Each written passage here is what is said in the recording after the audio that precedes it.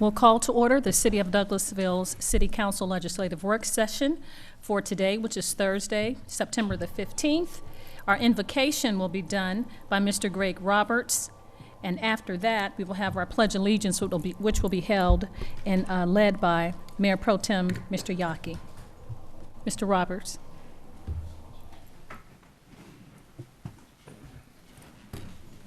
Thank you, Mayor, Council. Let's pray. Dear Lord, we come to you this day, Lord, thanking you for all your many blessings.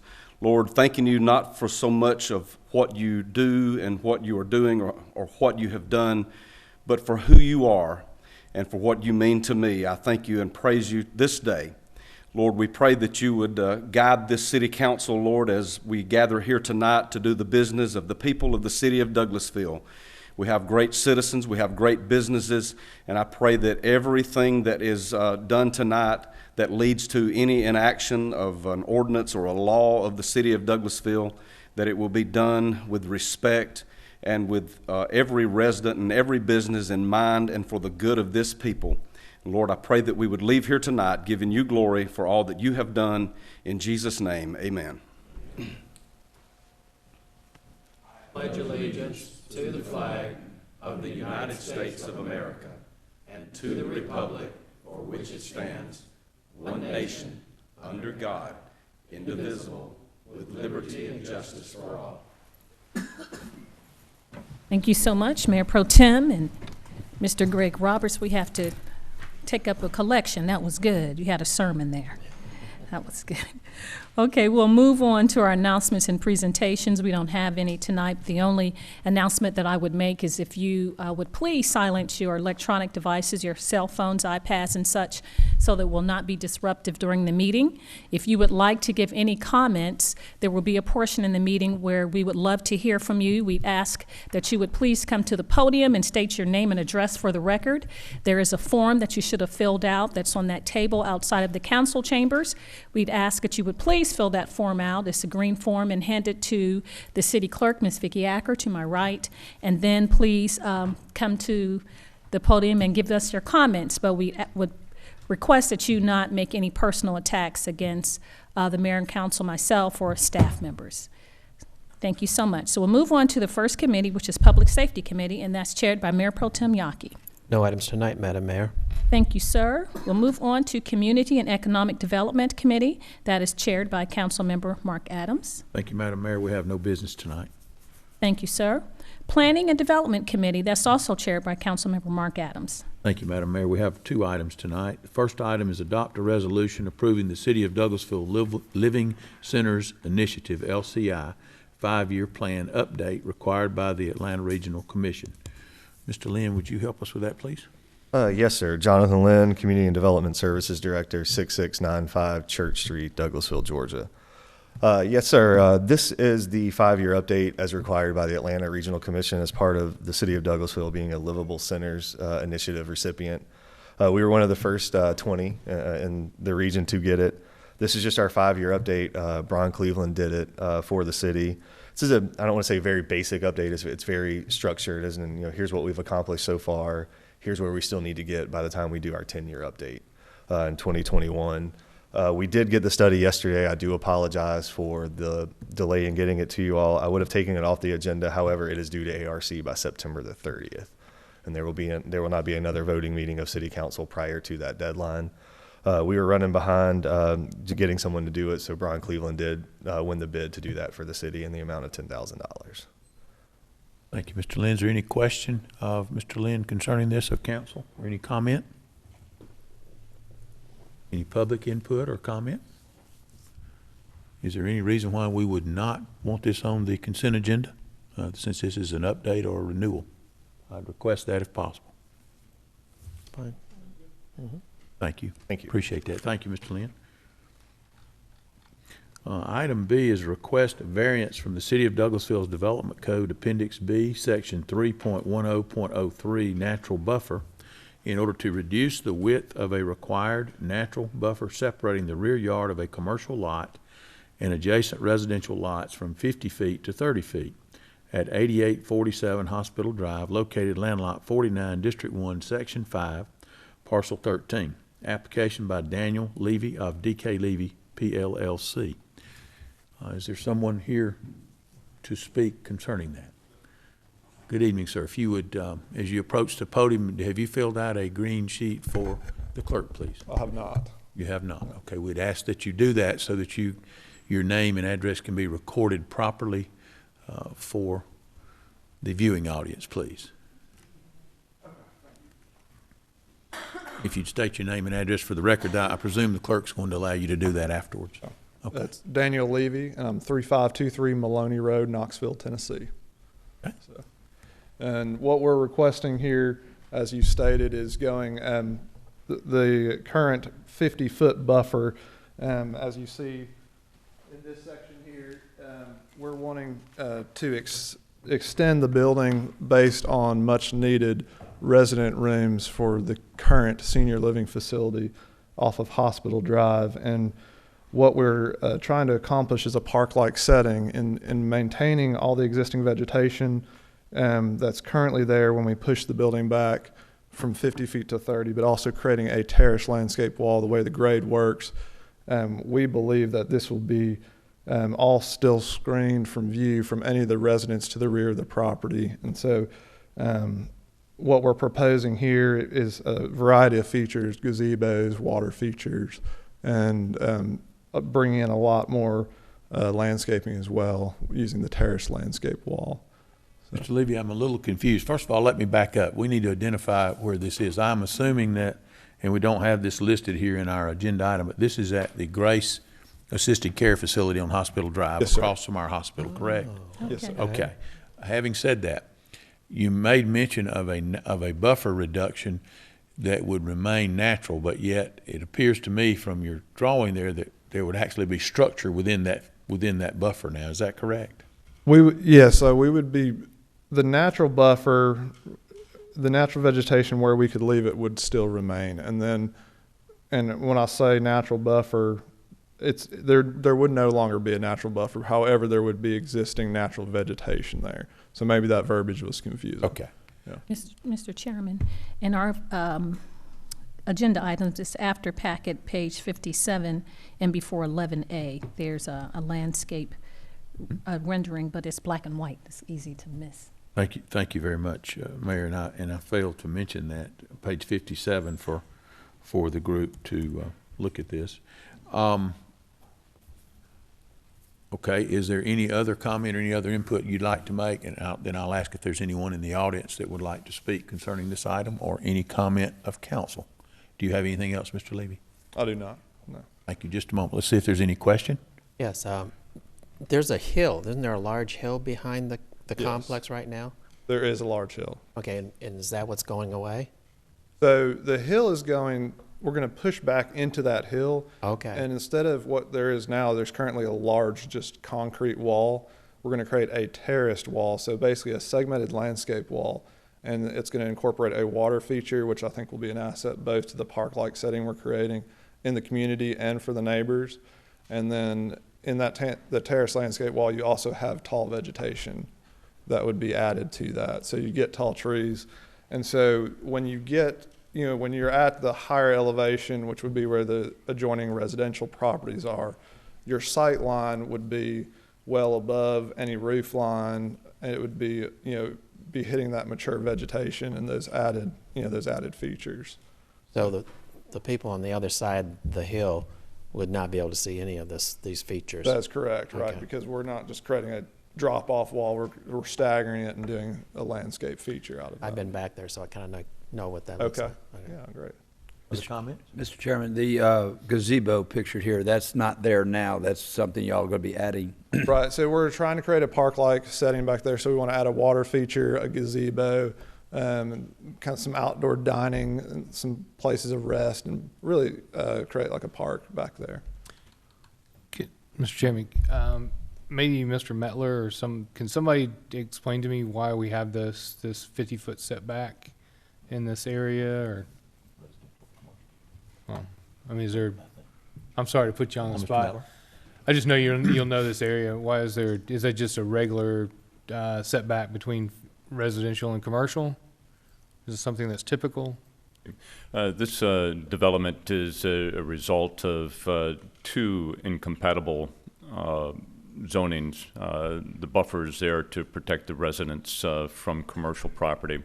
It's may be a little confusing because people live at this commercial property, so it's not your typical situation where you have, say, like an auto dealer next door to a residential, where the buffer is really helps the residents be shielded from the commercial business.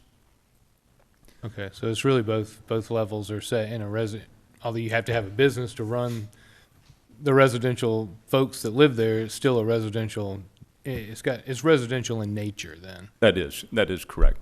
Okay. But the fact that it is a commercial zoning is the reason that the buffer is required there. That is correct. Okay, that's what I thought. Is there any, But reducing the buffers, really, it's not going to affect the people that live back there because they're not going to be able to see it anyway, or? I guess an elevation change is what would do that. If you were at the same elevation, you may not have that luxury. Is that correct, Mr. Mettler, without having pictures of that site? A little too fast to sit down. The elevation for the residents is higher.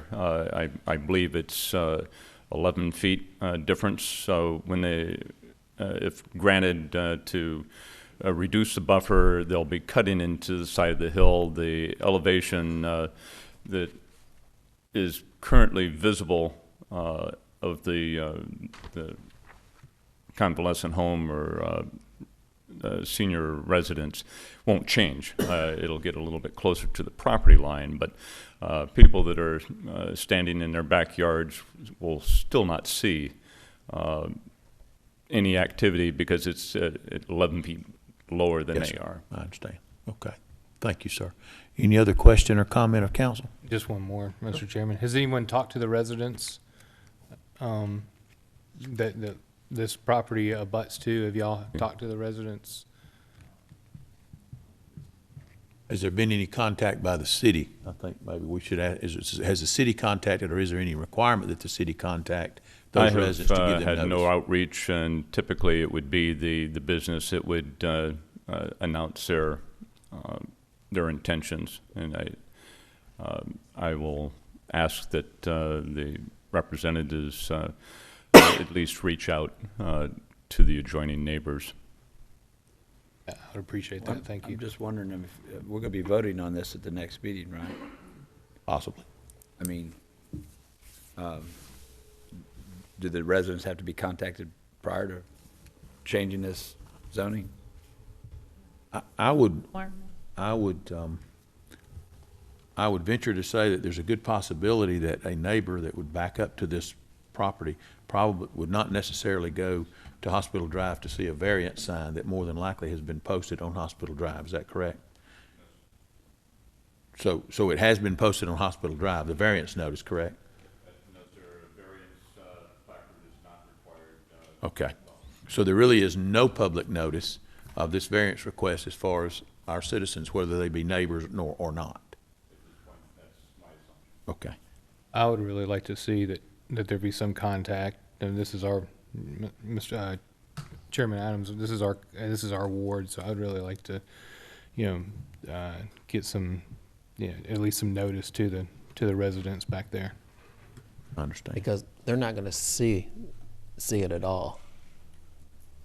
Because of the terrain is so They probably high. will not see that, but they still have had the luxury and have had the protection, according to our ordinances, that they have a 50-foot buffer, and we're taking 40% of that away.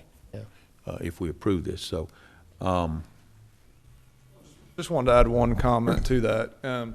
One thing that is within the ordinance is to have a 25-foot structural buffer in lieu of the 50-foot natural buffer, and that would be creating a 6-foot high fence at the property line, using some kind of berm, and then putting some trees on the other side of that. I think what we've proposed is a lot nicer than that. I agree completely with reaching out to the residents, and we will do that.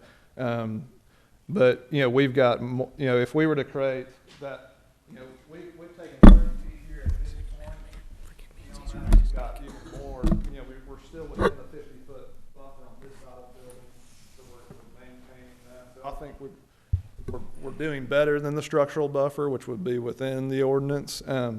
But if that is the desire of the committee to follow that ordinance, we could look at doing that as well. So. Well, I think, Mr. Levy, many times the only thing that a person would hear would be, we have a 50-foot buffer. Because you originally did not have a structural buffer because you were well outside of that 50 feet, and now to change over to want to go to use another part of the ordinance in a 25-foot structural buffer, we may be confusing the issue. I know it would be possibly confusing to me. So I would like to see us at least attempt to locate and identify and speak with those residents, simply because their home backs up to it. Sure. I don't know how many we have. It doesn't show on your plat how many neighbors may be affected, but if there's a possibility, I would suggest that we do that prior to. Mr. Chairman, I looked at the map and I saw 2 triplexes right behind this property. 2? Okay. Thank you very much, Mr. Siegel. Mr. Lynn, were you wanting to say something to that effect? Yes, sir. Would you like us to physically go there and speak with them prior to Monday's meeting, or are you going to not want to vote on that Monday night? I mean, we can do either one. Normally, if it was zoning, we would mail a letter to the affected property owners within a certain radius of the property in question. However, with the short time frame, we can go knock on doors if we have to speak with residents and let them know about the meeting. It's up to you all, whatever your pleasure is. Council? Yeah, my position isn't over the substantive presentation. I'm more worried about the procedure. These folks just have a new construction in their backyard when they've been used to having that 50-foot buffer there. It may raise some issues that I'd like to avoid from the get-go.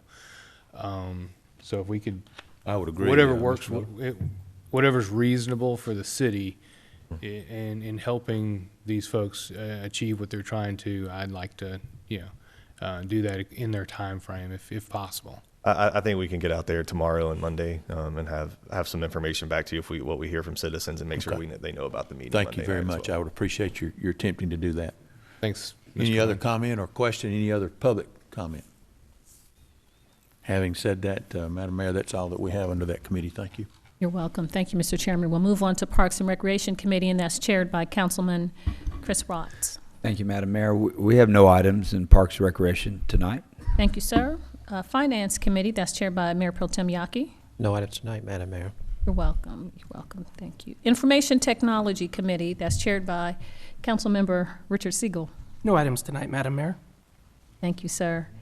11 is Maintenance and Sanitation Committee, that's chaired by Councilman Mike Miller.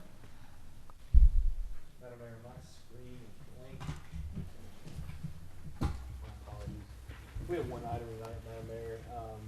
Authorize Chan Weeks, Executive Director of Keep Douglasville Beautiful, to apply for a Georgia Real Leaf Program grant from Georgia Urban Forest Council in the amount of $5,000 for the purpose of planting trees at the Military Honor Gardens on behalf of the City of Douglasville and Keep Douglasville Beautiful. Ms. Weeks, thank you. Hi, thanks. I'm Chan Weeks, Executive Director of Keep Douglasville Beautiful, 8578 Club Drive, Douglasville, Georgia. We are applying, with your permission, for the Georgia Relief Grant. It is actually a canopy restoration grant, but there is also provisions made for tree planting that benefits any military veterans areas. And of course, our Military Honor Garden definitely falls into that category. So this is a non-matching grant. It's a $5,000 max. And we intend to use all of it for trees. It also pays for installation and then any kind of watering bags or any additional supplies. Okay. Any questions from the council? It doesn't really seem like we're expending any funds, so I'd ask that we place this on the consent agenda for Monday. That's all we have under Maintenance and Sanitation, Madam Mayor. Thank you, sir. We'll move on to Transportation Committee, and that's chaired by Councilmember LaShawn Burdanley. Thank you, Madam Mayor. Excuse me. I am going to read one item under the Transportation Committee, and this is item B, actually. Item 27 2016-16-08, tabled from September the 6th, 2016. Select ACOM Technical Services, Inc. as the City of Douglasville consulting engineer to provide preliminary engineering, environmental right-of-way services, and construction plans for the Douglasville Riverside Parkway Bridge located on Riverside Parkway over Sweetwater Creek in the City of Douglasville. And I will direct comments to our City Manager, Marcia Hampton. Yes, ma'am. And then following item B, and this would apply to B, C, and D, you can go back to item A at your pleasure. But for those three items, B, C, and D, we will have a representative from GDOT at your meeting at 5 o'clock on Monday, as you requested, to give you more detail on the Riverside Parkway Bridge item. And then after that meeting, if you are ready to vote, it will be on the 6 o'clock meeting agenda for Monday night. But we will have someone from GDOT. All right, thank you, Ms. Hampton. So, Madam Mayor, as stated, we will have further discussion during our committee meeting, and then after that, make a decision on Monday at our legislative meeting. So this item will be discussed at our next meeting. So otherwise, no other items under transportation. Thank you, Madam Mayor. Item A, authorize mayor to sign agreement. Yes, okay. Item A, authorize the mayor to sign an agreement between the Georgia Department of Transportation, GDOT, and the City of Douglasville for a project framework agreement, PFA, for the Riverside Parkway Bridge Rehabilitation Project, PI number 00150072. Okay, thank you. Thank you, Mayor and Council. This is the framework agreement that GDOT is requiring the city to enter into for the Riverside Parkway Bridge project. It seems very technical, but it's GDOT's, if you read through the agreement, it's GDOT saying, hey, we're going to do all the work. City, you're responsible for doing the environmental and the engineering to design the bridge itself, to look at the repairs, and GDOT would fund the work for that, which is what you guys will be speaking with GDOT about on Monday. GDOT is asking us to as usual, put an expedited rush on hopefully the approval of this project framework agreement so that we can go ahead and at least have it in their coffers to be ready to start on that project as soon as Mayor and Council decide on an engineering firm. All right, thank you, Mr. Land, and I also want to thank Ms. Hampton and also Michelle Wright for making sure that we have a GDOT representative here so that the mayor and council who had questions will be able to ask those questions and get some answers so that we can move forward and make a decision. If there are no questions or comments by our mayor and council, Madam Mayor, there are no other items under transportation. Thank you. You're welcome. We'll move on to Personnel and Organization Committee, and that's chaired by Councilmember Mike Miller. Thank you, Madam Mayor. Welcome. We have two items tonight. First off is to adopt a resolution making the following changes within the Community and Development Services Department, creating a tourism program manager position, amending the job description for the sales manager position, abolishing the job title of tourism director, and adopting a new organizational chart for the Community and Development Services Department. We do have this item on your 5 o'clock agenda as well for discussion. Mr. Lynn can give you some additional detail if you need, but due to your training tonight, we weren't able to put it on the 5 o'clock meeting, but we will talk further for you to allow you to make some discussion, some decisions on Monday night. My understanding of the plan is we'll handle this at the committee meeting, get more information on it on Monday night. Okay. If no one has an issue with that, we'll forego discussion at this point and handle it on Monday. All right. Thanks for standing up, Mr. Lynn.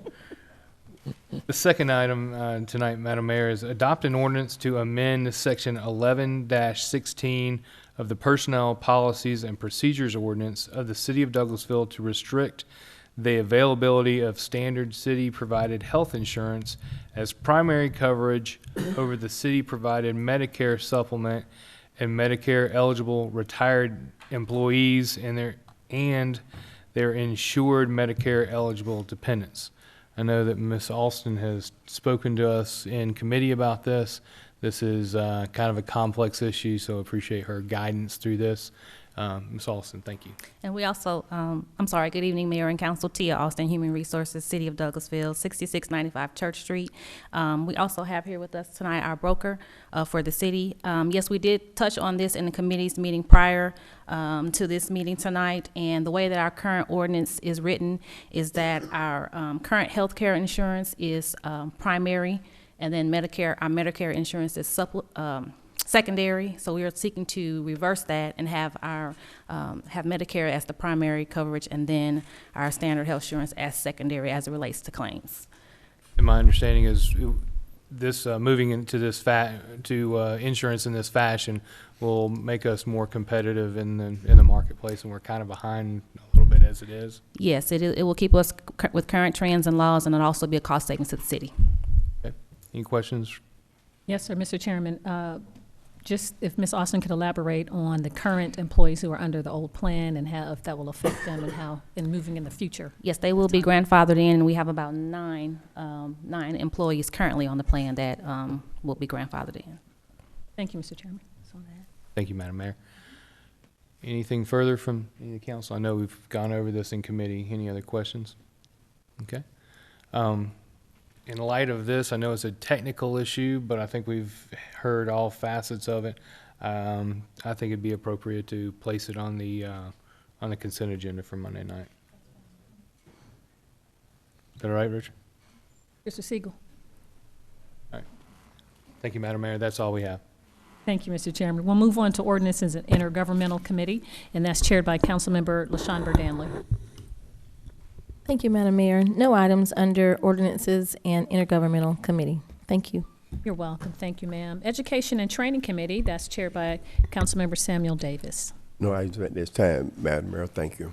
Thank you, sir. Is there any other business to come before the council tonight? Any coming from the council members? Okay, if not, we'll move on. Number 17 is our city attorney, Mr. Dotson. No items tonight, Madam Mayor. Thank you, sir. Chief Assistant City Attorney, Ms. Littlefield. You talking for Ms. Littlefield, Chief? No, I think she's on vacation. Okay. The Chief of Police, Chief Gary Sparks. Nothing, Madam Mayor. Thank you, sir. City Manager, Ms. Marsha Hampton. Yes, ma'am. Our Chief Assistant City Attorney is at attorney's training, City County Attorney's training. Just to remind you all that we do have follow-up committee meeting items that we have to handle following this meeting. And then just to mention that I would request the Personnel Committee Chair request an executive session as well. Thank you. Thank you so much, Ms. City Manager. Comments from citizens and delegates. Do we have anyone in the audience that would like to make any comments about anything we've discussed, or you can bring any issues to the council at this time? The floor is open. We'd ask when you come to the podium that you would state your name and address for the record, and we're open to hear from you. Okay.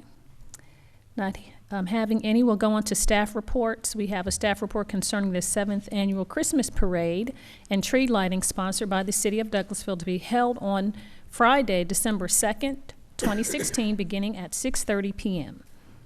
Sorry, I just did that whole thing, Mr. Adams. No problem. Okay. Thank you, Mayor and Council. I get to talk this time. I don't get to just stand up here.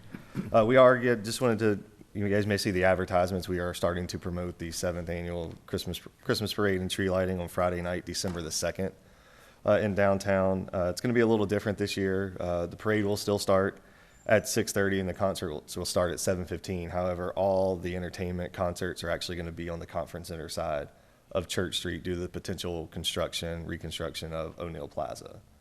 We're going to still have, the lighting, the concert, the parade, and photos with Santa will take place in the conference center, just as we've had in previous years. If anyone wants to come to the parade, it's free as always. If anyone would like to enter a float in the parade, that is still going to be a $35 charge, and they can contact our Main Street office here at 770-947-5920. This year, we're actually going to have an extra event on Saturday, and I'm going to turn it over to Chelsea Jackson and let her tell you about that. Good afternoon, Mayor and Council. Our new event this year will be entitled Breakfast with Santa. It will take place on December 3rd from 9 to 11 a.m., Hunter Park Ballroom. Not just breakfast with Santa, also have photos, have a hot cocoa station, cookie decorating station, as well as plenty of events for the family, entire family. Also be $5 per person. Tickets will go on sale November 14th. And for more information, they can contact me at 678-449-3184. That's all. Thank you very much. Happy holidays. Thank you. Now, I did want to make just a comment on the Christmas festivities and Christmas parade. I'm starting a new tradition to name a Christmas family, and I've chosen Austin and Tracy Sewell. They have children from 18 to she's pregnant right now. She's Catholic, so they have about 6 kids. But they're a wonderful family, real fun in the community. So every year we'll name a Christmas family, and Mr. Watkins has said that he'll have a sleigh with horses and they can ride with Santa in that parade. So that's it. Thank you. Thank you so much. B is a staff report concerning human resources, upcoming events, October 3rd, Pink Parade in honor of Breast Cancer Awareness Month, October 4th, Annual Employee Appreciation Day, October 11th through the 13th is open enrollment for benefit education meetings, and October 18th through the 20th is open enrollment. Lot to talk about there. Thank you, Madam Mayor. Yes, as you mentioned, the Human Resources Department is excited to have our first Pink Parade in honor of Breast Cancer Awareness Month. We will be walking from City Hall over to West Pine, so right under 2 miles. Walk. The police department will be escorting us. We have right around 40 people that are signed up to participate in this initiative with us. And again, this year we will have Susan G. Coleman of Greater Atlanta here with us on site to have a presentation and info of some sorts for our employees. We will also have a lunch. So we are excited about that. We will be walking for a cause. So be on the lookout for that. October 3rd, we'll start at 10 o'clock from City Hall. The following day, October 4th, we will have our annual Employee Appreciation Day celebration at Jesse Davis Park this year. So if you are able to come out and celebrate with us, we would love to have you. For our employees, this is their day as we honor them and appreciate all of their service to the city of Douglasville. It will be from 10 a.m. to 2 p.m. And October the 11th through the 13th, we will have our mandatory benefits education meetings for open enrollment. That season is upon us. And we will also have our actual open enrollment from the 18th through the 20th of October. That will be in various locations, and the schedule will go out next week for the times and the locations for employees to be able to select from. And we also have on the schedule a set date for mayor and council, and we will be communicating that in the form of email on Tuesday. So you will see that come out for you at specific times. So if you are able to attend any of these events, we appreciate your support. And if you have any questions, I'll be happy to take them. Thank you, Ms. Alston. All right, thank you so much. Madam Mayor, I would like to move, before we adjourn, move to adjourn into executive session for the purposes of discussing a personnel matter. Okay, it's been properly moved in second to adjourn into. Point of order. I thought we were going back to committees before we go to executive. No? All right. We're going to do this one first. Okay. Thank you so much. So we are adjourning into executive session to discuss a personnel matter. All those in favor, please say aye. Aye. Opposed? Thank you. Ayes have it. The meeting is adjourned into executive session to discuss a personnel matter.